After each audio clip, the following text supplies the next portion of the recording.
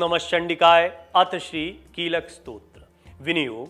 ओम अस्य श्री कीलक मंत्रस्य शिव ऋषि अनुष्टुप छंदः श्री महासरस्वती देवता श्री जगदम्बा प्रीत्यर्थम सप्तशती पाठांक्वेन जपे विनियोगः। ओम नमः चंडिकाय। मार्कंडेय उवाच।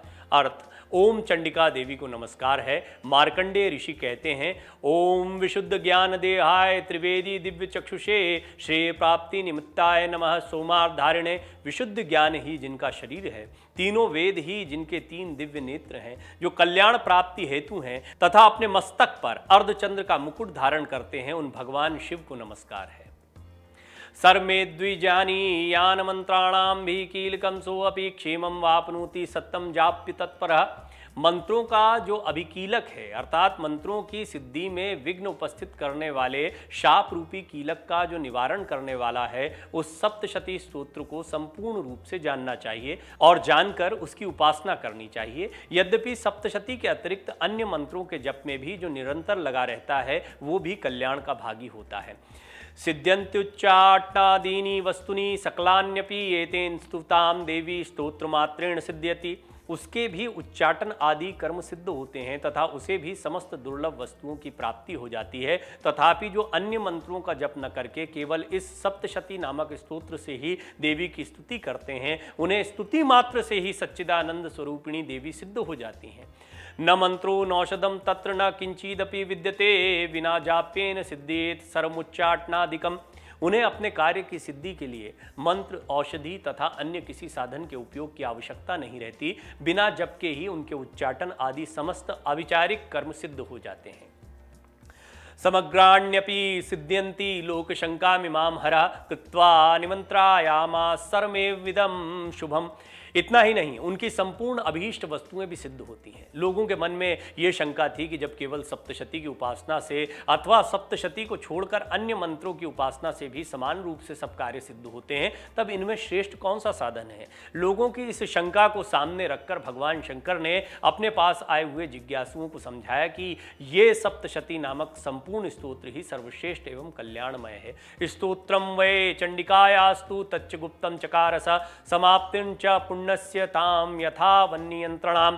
तदनंतर भगवती चंडिका के सप्तशती नामक स्तोत्र को महादेव जी ने गुप्त कर दिया। सप्तशती के पाठ से जो पुण्य प्राप्त होता है उसकी कभी समाप्ति नहीं होती, किंतु अन्य मंत्रों के जप से उत्पन्न पुण्य की समाप्ति हो जाती है। अतः भगवान शिव ने अन्य मंत्रों की अपेक्षा जो सप्तशती की ही श्रेष्ठता का निर्णय किया, उसे यथार्थ ही जानना चाहिए। सोऽपि क्षेमं वापनोति सर्वमेवं न संशय कृष्णायां वा चतुर्दश्यां अष्टम्यां वा समाहिता ददाति प्रतिगृह्याति नान्यथैषा प्रसीदति इत्थं रूपेण कीलेन महादेवेन कीलितम। अन्य मंत्रों का जप करने वाला पुरुष भी यदि सप्तशती के स्तोत्र और जप का अनुष्ठान कर ले तो वो भी पूर्ण रूप से ही कल्याण का भागी होता है। इनमें तनिक भी संदेह नहीं है। जो साधक कृष्ण पक्ष की चतुर्दशी अथवा अष्टमी को एकाग्र चित्त होकर भगवती की सेवा में अपना सर्वस्व समर्पित कर देता है और फिर उसे प्रसाद रूप से ग्रहण करता है, उसी पर भगवती प्रसन्न होती हैं, अन्यथा उनकी प्रसन्नता नहीं प्राप्त होती। इस प्रकार सिद्धि के प्रतिबंधक रूप कील के द्वारा महादेव जी ने इस स्तोत्र को कीलित कर रखा है। यो निष्कीलां विधायिनां नित्यं जपति संस्फुटा स सिद्ध स गण सोऽपि गंधर्वो जायते नरा। जो पूर्वोक्त रीति से निष्कीलन करके इस सप्तशती स्तोत्र का प्रतिदिन स्पष्ट उच्चारण पूर्वक पाठ करता है, वो मनुष्य सिद्ध हो जाता है, वही देवी का पार्षद होता है और वही गंधर्व भी होता है। न चैवाप्यतस्तस्य भयं कापि जायते नाप मृत्युवशं याति मृतो मोक्षं वाप्नुयात्। सर्वत्र विचरते रहने पर भी इस संसार में उसे कहीं भी भय नहीं होता। वो अपमृत्यु के वश में नहीं पड़ता तथा देह त्यागने के बाद मोक्ष प्राप्त कर लेता है। ज्ञात्वा प्रारभ्य कुर्वित न कुर्वाणो विनश्यति ततो ज्ञात्वैव संपन्नमिदं प्रारभ्यते बुधे।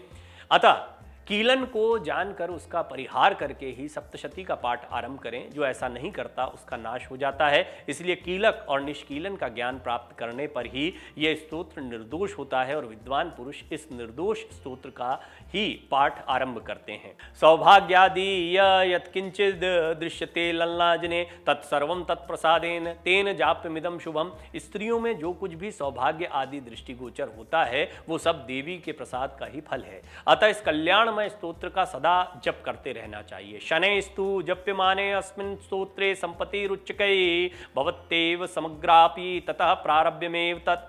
इस स्तोत्र का मंद स्वर से पाठ करने पर स्वल्प फल की प्राप्ति होती है और उच्च सुर से पाठ करने पर पूर्ण फल की सिद्धि होती है। अतः उच्च सुर से ही इसका पाठ आरंभ करना चाहिए। ऐश्वर्यम यत् प्रसादेन सौभाग्यम आरोग्य संपदा शत्रुहानि परो मोक्ष स्तूयते सा न किम जने। ओम।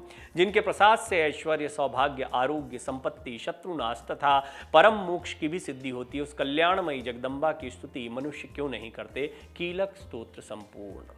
ओम नमः चंडिकाय, ओम नमः चंडिकाय, ओम नमः चंडिकाय। डाउनलोड करें अमर उजाला ऐप और पाएं खबरें लगातार। अगर आप ये वीडियो YouTube पर देख रहे हैं तो हमारे चैनल को सब्सक्राइब करें और बेल आइकन को दबाना ना भूलें। अगर आप Facebook पर ये वीडियो देख रहे हैं तो हमारे पेज को लाइक करें।